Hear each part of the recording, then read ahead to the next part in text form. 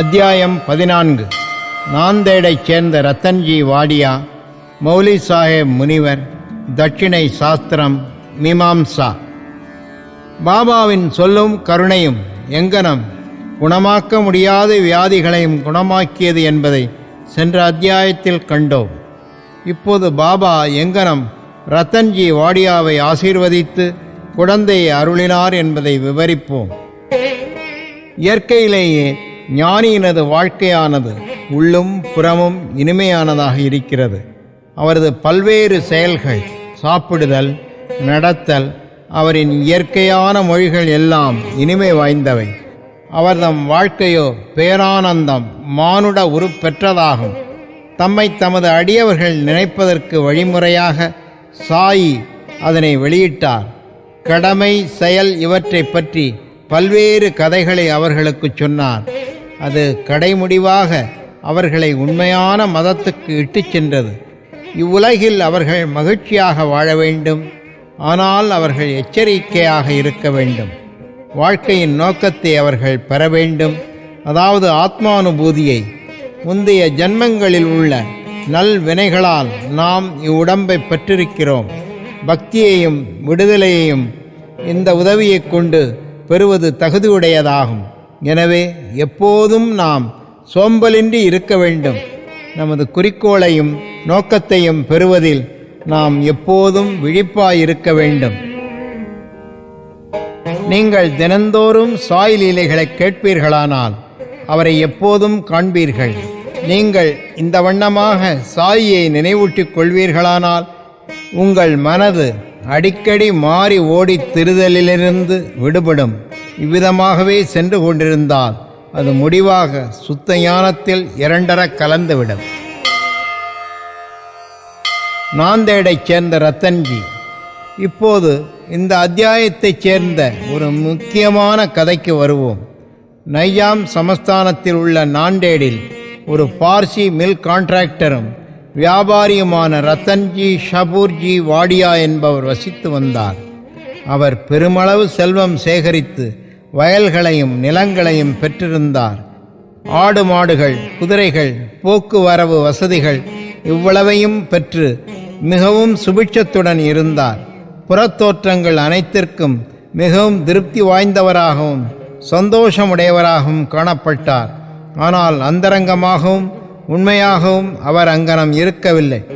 எவரும் முழுமையும் செல்வந்தராகவும் மகிழ்ச்சியுற்றவராகவும் இருக்கக்கூடாதென்பது பரலோக தீர்ப்பாயிருக்கிறது. ரத்தன்ஜியும் இதற்கு விதிவிலக்கல்ல. அவர் தாராளமானவராகவும் தான தர்ம சீலராகவும் ஏழைகளுக்கு உணவு உடை அளித்தும் அனைவருக்கும் பல்லாற்றானும் உதவி புரிந்தார். மக்கள் அவரை நல்லவர், மகிழ்ச்சி நிரம்பியவர் என்று கருதினார்கள். ஆனால் நெடுநாளாக தனக்கு ஆணோ பெண்ணோ எக்குழந்தையுமே இல்லாததனால் தமக்குள்ளேயே அவர் மிக்க துயர் கொண்டவரானார். அன்பும் பக்தியுமின்றி பாடப்பெறும் இறைவன் புகழ் குறித்த கீர்த்தனையைப் போன்றும், பக்கவாத்தியங்களற்ற இசையைப் போன்றும், பூணூலற்ற பிராமணனைப் போன்றும், பொது அறிவின்றி கலைகளில் பெற்ற சிறப்பு அறிவைப் போன்றும், பாவத்திற்காக கழிவிறக்கமின்றி செய்யும் தீர்த்த யாத்திரையைப் போன்றும், அட்டிகையற்ற ஆபரண அணிமணிகள் போன்றும், அழகற்றதாகவும் பயனற்றதாகவும் இருப்பதைப் போன்றே ஆண் குழந்தையற்ற இல்லறத்தானுடைய நிலையுமாம்.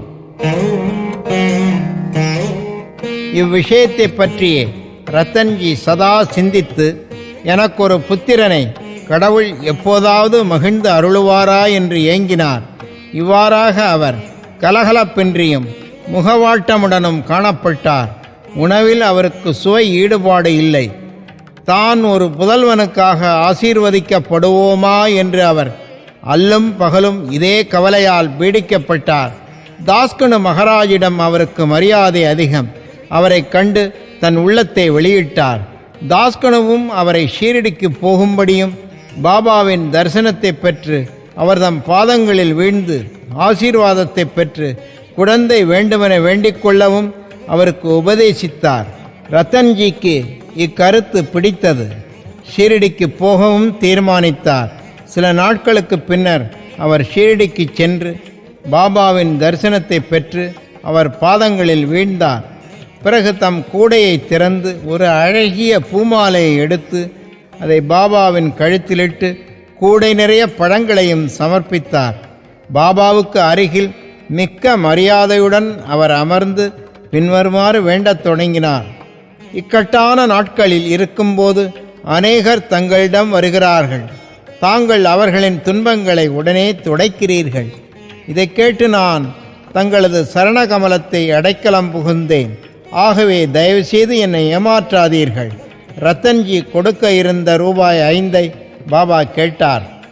ஆனால் ரூபாய் 3 அணா 14 தான் முன்னரே வாங்கி கொண்டு விட்டதாகவும் மீதத்தையே கொடுக்க வேண்டும் என்றார். ரத்தன்ஜி பெரிதளவில் குழப்பமடைந்தார்.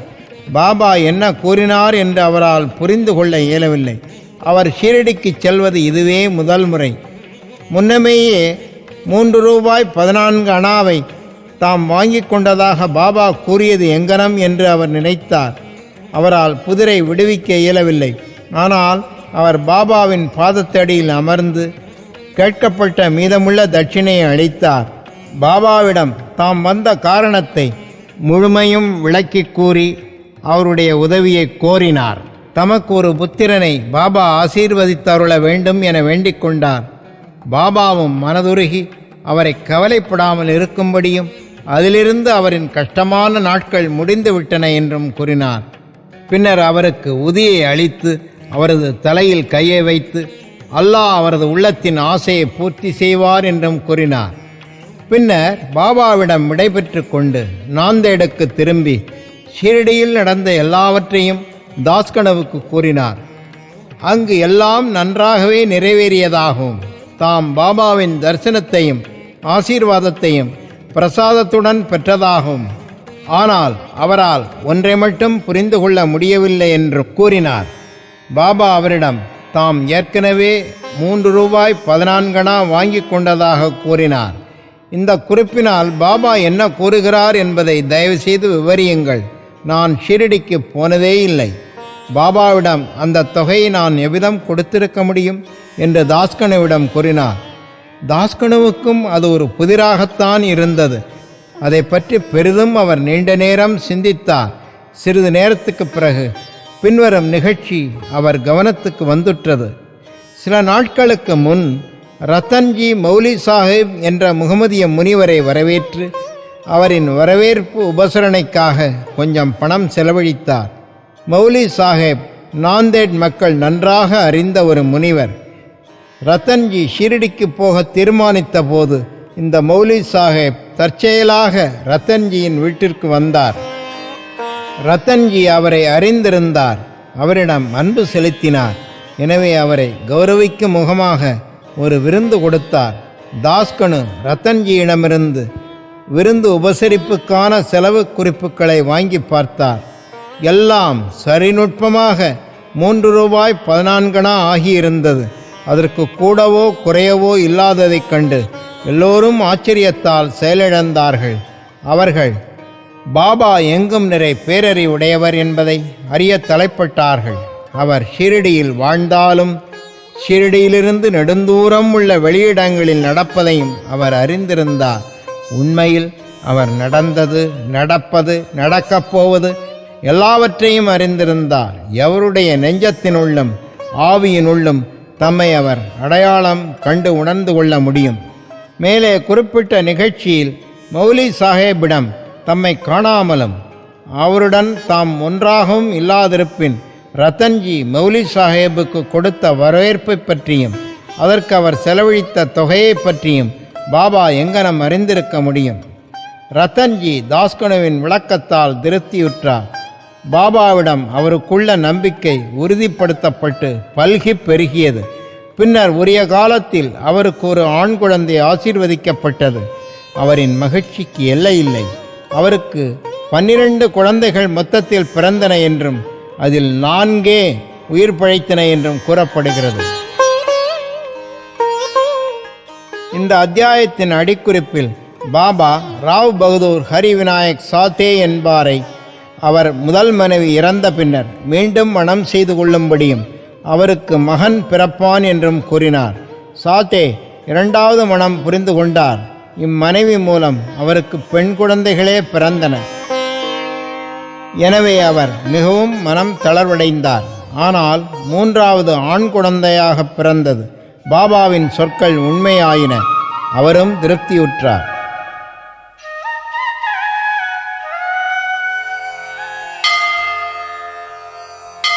தட்சிணை மீமாம்சா. தட்சிணை பற்றிய தத்துவம். தட்சிணையை பற்றிய சில குறிப்புகளுடன் இந்த அத்தியாயத்தை முடிக்கிறோம். பாபாவை பார்க்க சென்றவர்களிடத்து அவர் தட்சிணை கேட்டார் என்பது எல்லோரும் அறிந்த உண்மை. சிலர் பாபா ஒரு பக்கிரியாகவும் ஒட்டுடன் பற்றற்றவராகவும் இருந்தால் அவர் ஏன் தட்சிணை கேட்க வேண்டும், பணத்தை பற்றி லட்சியம் செய்ய வேண்டும் என்று வினவலாம். இவைகளை இப்போது விளக்கமாக கவனிப்போம்.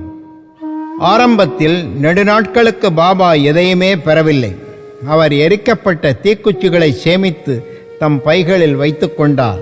எவரிடமிருந்தும் அவர் அடியவராக இருப்பினும் வேறு யாராக இருப்பினும் பாபா எதையும் ஒருபோதும் கேட்கவில்லை. யாராவது ஒரு பைசாவோ 2 பைசாவோ அவர் முன்னால் வைத்தால் அவர் எண்ணெயையோ அல்லது புகையிலையையோ வாங்கினார். அவர் புகையிலையின் மீது விருப்பமுடையவராக இருந்தார். ஏனெனில் அவர் எப்போதும் பீடி அல்லது சிலிம் புகைப்பிடிக்கும் ஒரு மட்குழாய் குடித்தார். பின்னர் சிலர் ஞானிகளை வெறுங்கையுடன் பார்க்கக்கூடாது என்று நினைத்தனர். எனவே அவர்கள் பாபாவின் முன்னால் சில செப்பு காசுகளை வைத்தனர். 1 பைசா கொடுக்கப்பட்டால் அதை அவர் பைக்குள் போட்டுக்கொள்வார். 2 பைசா நாணயமாக இருந்தால் அது உடனே திருப்பி கொடுக்கப்படும். பாபாவின் புகழ் திக்கெங்கும் பரவிய பின்னர் மக்கள் அவரிடம் பெருந்தொகைகளில் மண்டத் தொடங்கினர். அவர்களிடம் பாபா தட்சிணை கேட்கத் தொடங்கினார். ஒரு தங்கக்காசு வைக்கப்பட்டாலன்றி கடவுளர்களின் பூஜை பூர்த்தியாவதில்லை என்று சுருதி வேதங்கள் பகர்கின்றது. கடவுள்களின் பூஜைக்கு காசு தேவைப்பட்டிருந்தால் ஞானிகளின் பூஜைக்கும் கூட ஏன் அது அங்கனம் இருக்கக்கூடாது? முடிந்த சார்பாக ஒருவன் கடவுள், அரசன், ஞானி, குரு இவர்களை பார்க்க போகும்போது வெறுங்கையுடன் போகலாகாது என்று விதிக்கப்பட்டது. அவன் காசோ பணமோ எதையாவது அவருக்கு சமர்ப்பிக்க வேண்டும். இது சம்பந்தமாக உபனிஷதங்கள் சிபாரிசு செய்த கருத்தை நாம் கவனிக்கலாம். பிருகதாரண்யக உபனிஷதம் பிரஜாபதி கடவுள், தேவர்கள், மனிதர்கள், பிசாசுகள் இவர்களை த என்ற ஒரே எழுத்தால் விளித்தது. இச்சொல்லால் தேவர்கள் தாங்கள் தமம் தன்னடக்கம் பழக வேண்டுமென்று புரிந்து கொண்டனர். 2 மனிதர்கள் தானம் அல்லது தர்மம் செய்ய வேண்டுமென்று புரிந்து கொண்டார்கள். 3 பேய்கள் தயை அல்லது பரிவு செய்ய வேண்டுமென்று புரிந்து கொண்டன. எனவே மனிதர்கள் தர்மம் அல்லது ஈகை புரிய வேண்டுமென்று பரிந்துரைக்கப்படுகிறது. தைத்திரிய உபனிஷத்தின் குரு தனது மாணவர்களை தர்மத்தையும் மற்ற பல நல்ல பண்புகளையும் பயிலும்படி ஊக்குவித்து உபதேசிக்கிறார். தர்மத்தை பற்றி அவர் நம்பிக்கையுடன் கொடுங்கள், அது இல்லாமலும் கொடுங்கள், பெருந்தன்மையுடன் கொடுங்கள், அதாவது தாராளமாக கொடுங்கள், பணிவுடன் கொடுங்கள், பயபக்தியுடன் கொடுங்கள், இரக்கத்துடன் கொடுங்கள். தான தர்மத்தை அடியவர்களுக்கு போதிப்பதற்கும் பணத்தில் அவர்களுக்குள்ள பற்று குறைவதற்கும் அதன் மூலம் அவர்கள் மனது சுத்தமடையும்படி செய்வதற்கும் பாபா அவர்களிடமிருந்து தட்சிணையை கட்டாயமாக பெற்றார். ஆனால் அதில் இவ்விசித்திரம் இருந்தது. அதாவது தாம் வாங்கியதை போன்று 100 பங்குக்கு மேலேயே திரும்பி கொடுத்தாக வேண்டும். இவ்வாறாக பல இடங்களில் நிகழ்ந்தது. உதாரணத்துக்கு ஒன்று சொன்னால், பிரசித்தி பெற்ற நடிகரான திரு கணபத் ராவ் போட்டஸ் தனது மராத்திய சுயசரிதையில் பாபா தம்மை திரும்ப திரும்ப தட்சிணை கேட்டதும் தமது பணப்பையையே அவர் முன் காலியாக்கியதாகவும் இதன் விளைவாக பிற்கால வாழ்வில் தமக்கு ஏராளமாக பணம் வந்ததால் தனக்கு பணத்தேவையே இருக்கவில்லை என்றும் கூறுகிறார். பல சந்தர்ப்பங்களில் தட்சிணைக்கு பாபா பணவகை சார்ந்தவற்றையே விரும்பி கேட்காத மறைபொருளும் உண்டு. 2 நிகழ்ச்சிகளை எடுத்துக்காட்டாக குறிப்பிடலாம். புரொஃபசர் ஜிஜி நார்கேயிடமிருந்து பாபா தட்சிணையாக ரூபாய் 15 கேட்டார். நார்கே தன்னிடம் பைசா கூட இல்லை என்று பதிலளித்தார். அதற்கு பாபா கூறியதாவது, உங்களிடம் பணம் இல்லை என்பதை நான் அறிவேன். யோக வாசிஷ்டத்தை நீங்கள் படித்து கொண்டிருக்கிறீர்கள். அதிலிருந்து எனக்கு தட்சிணை கொடுங்கள். தட்சிணை அளிப்பது என்பதற்கு இந்த சந்தர்ப்பத்தில் பொருளாவது, நூலிலிருந்து நீதிகளை உய்த்துணர்ந்து அவைகளை பாபா வாசம் செய்கின்ற ஒவ்வொருவர் உள்ளத்திலும் இருத்திக் கொள்ளுதலே ஆகும். இரண்டாவது சந்தர்ப்பத்தின் போது திருமதி தார்கட் என்ற அம்மையாரிடம் ரூபாய் 6 தட்சிணையாக கொடுக்கும்படி பாபா கேட்டார். ஏதும் அவள் கொடுக்க இயலவில்லை என மன வருத்தம் அடைந்தாள். பின்னர் அவளது கணவர் பாபா 6 உட்பகைவர்களையே, காமம், குரோதம், லோபம் முதலானவற்றை தம்மிடத்து சமர்ப்பிக்கும்படி கேட்டார் என்று அந்த அம்மையாருக்கு விளக்கினார். பாபா இந்த விளக்கத்துக்கு உடன்பாடு தெரிவித்தார். தட்சிணையின் மூலம் பாபா ஏராளமான பணம் சேகரித்தார் என்பதும், அவ்வளவு பணத்தையும் அதே நாளில் பகிர்ந்து அளித்து விடுவார் என்பதும், அடுத்த நாள் காலை வழக்கம்போல அவர் ஒரு ஏழை பக்கிரியாகி விடுவார் என்பதும் குறிப்பிடத்தக்கது.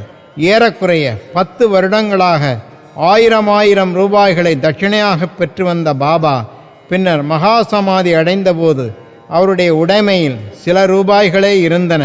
சுருக்கமாக துறவையும் தூய்மையையும் போதிப்பதே அவர்களிடமிருந்து தட்சிணை பெற்றதன் முக்கிய காரணமாகும். பின்னுரை. திரு பி.வி. தேவ் என்பவர் ஓய்வு பெற்ற மமலத்தாரும் பாபாவின் பெரும் அடியவர்களுள் ஒருவரும் ஆவார். அவர் ஸ்ரீ சாய் லீலா பத்திரிகை வால்யூம் 7 பேஜ் 626 தட்சிணையை பற்றி பின்வருமாறு குறிப்பிடுகிறார். பாபா எல்லோரிடமிருந்தும் தட்சிணை கேட்கவில்லை. கேட்காமலேயே சிலர் தட்சிணை அளித்தால் அவர் அதை சில சமயங்களில் ஏற்றுக்கொண்டார், மற்ற நேரங்களில் மறுத்துவிட்டார். சில குறிப்பிட்ட அடியவர்களிடமே அவர் அதை கேட்டார்.